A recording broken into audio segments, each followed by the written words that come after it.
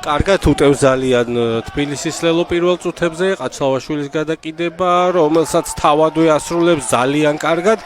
იქ კვირიკაშვილი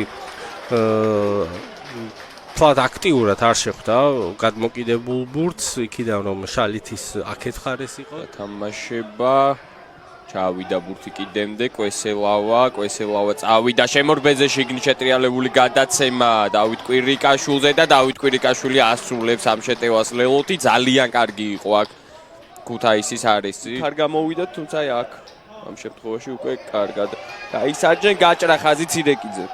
გაჭრა და მიიწევს წინ მარცხნივ წავიდა შიგნით აჩვენა კვლავ გარეთ. მივიდა 5 მეტრიანამდე საბოლოო ჯამში ინარჩუნებს ბურთს, რაც მნიშვნელოვანია. მარჯვნივ გრძელდება შეტევა. ყაჩლავაშვილი თავად შევიდა ჩათვლის მოედანში, ახალგაზრდა 9 ნომერი, შესანიშნავი შეტევა საბოლოო ჯამში ლელოელა და უცნაურ წერტილში. ხუთშვილს გადააწოდეს ეს ბურთი, ხუთშვილმა დაბალი დარტყმა განახორციელა. დარჩა ბურთი თამაში.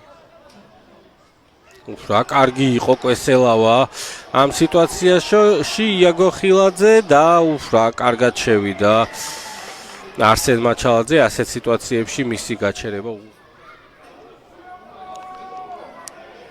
შეგორდა ბურთი გამოიტანა 8 ნომერმა ციხისთავით აიქნია ყაჩლავაშვილმა გადაცემა ძალიან კარგი აქ ნიკა ხალვაშზე და გააქვს ლელოელეს მატჩის 32 წუთზე.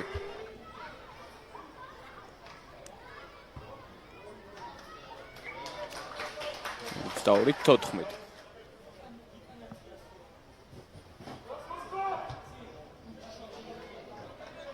გამორბენი და ზუსტია ეს. შეგახსენებთ ფინალი გაიმართება 25 აპრილს ბათუმში აჭარებთ არენაზე. გელოდებით ყველას ბილეთები უკვე იყიდება, შორია ნამდვილად არის.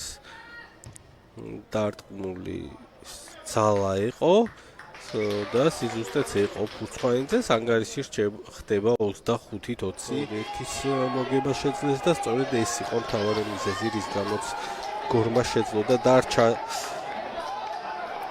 ჩემპიონატში. ეს კი ლელოელების მორიგი ლელო და ისევ ჩემ ნათქვამთან მივდივარ, სადაც უკვე არის მოძლიერდეს, თუმცა თავისი ნიშა მაინც იპოვა, ძალიან კარგათაც თამაშობენ და წარმოაჩენენ თავის კლუბს დიდათში.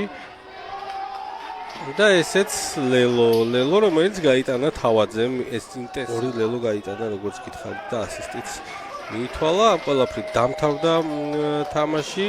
ორივე ეს გუნდი რჩება ზედა 6-ეულში, არესი მეორეზე, ლელო მეხუთეზე და შესაბამისად უკვე შემდეგ კვირაში ლელო ითამაშებს, არესი უქმებს და უკვე ორი კვირის მერე ორივე თუ